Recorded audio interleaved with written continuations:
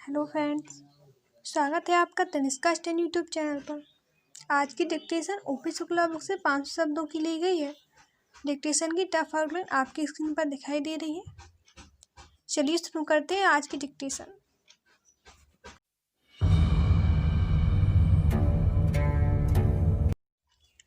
अध्यक्ष महोदय, आपने इस बिल पर बोलने का जो मुझे मौका दिया है उसके लिए आपको धन्यवाद देता हूँ। इस सदन के बहुत से सदस्यों ने इस विषय पर अपने विचार प्रकट किए हैं, लेकिन मैं वित्त मंत्री महोदय का ध्यान इस बात की ओर दिलाना चाहता हूँ। जब यह बजट वित्त मंत्री जी के सदन में पेश किया तथा उनकी चर्चा समाचार पत्रों, रेडियो और यहाँ सदन में हुई, तब देश की जनता को इस बजट के विषय में जानकारी मिली। इस बजट के विषय में जब आम जनता ने सुना तो उसे बड़ी निराशा हुई। उसने समझा कि इस बजट से हमारे देश की अर्थव्यवस्था स्थिर नहीं रह पाएगी।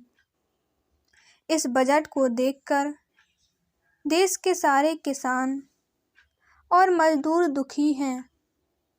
किसानों के लिए बहुत सी बातें कही गई हैं।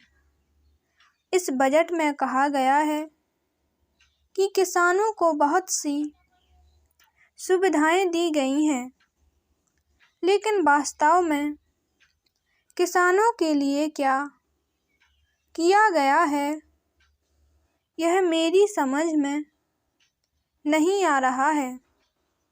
किसानों को खाद पर बहुत ही कम राहत दी गई है। इस राहत को हम बहुत बड़ी सुविधा नहीं कह सकते हैं।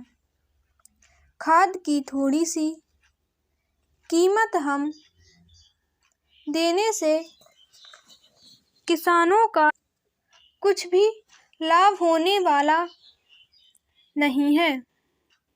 किसान खेत में रात दिन काम करता है, अपना पसीना बहाता है, लेकिन उसके बदले में उसे उतना नहीं मिल पाता जितना उसे मिलना चाहिए।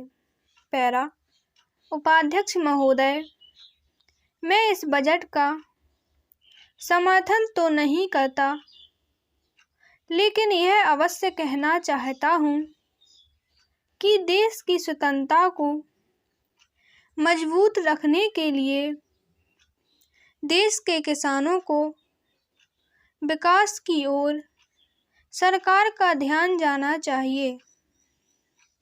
यदि किसान अपने खेत में अनाज पैदा नहीं करेगा तो देश की करोड़ों जनता भूखों मर जाएगी। किसान ही इस देश के प्रमुख नागरिक हैं। आज कहा जा रहा है कि यह जो बजट प्रस्तुत किया गया है इसमें गांवों की ओर अधिक ध्यान दिया गया है, लेकिन मैं समझ सकता हूँ कि सरकार को गांवों की ओर जितना ध्यान देना चाहिए था उतना इस बजट में नहीं दिया गया है। बैंकों से जो ऋण दिया जाता है वह गरीब किसानों को कम और उद्योगपतियों को अधिक दिया जाता है। यदि बैंक किसानों को ऋण देते हैं तो उस पर बहुत अधिक ब्याज लिया जाता है। मेरा सदन से निवेदन है कि इस विषय पर विस्तार पूर्वक चर्चा की जाए। अगर वीडियो अच्छी लगे तो लाइक करें, सब्सक्राइब करें और शेयर करना ना भूलें। धन्यवाद।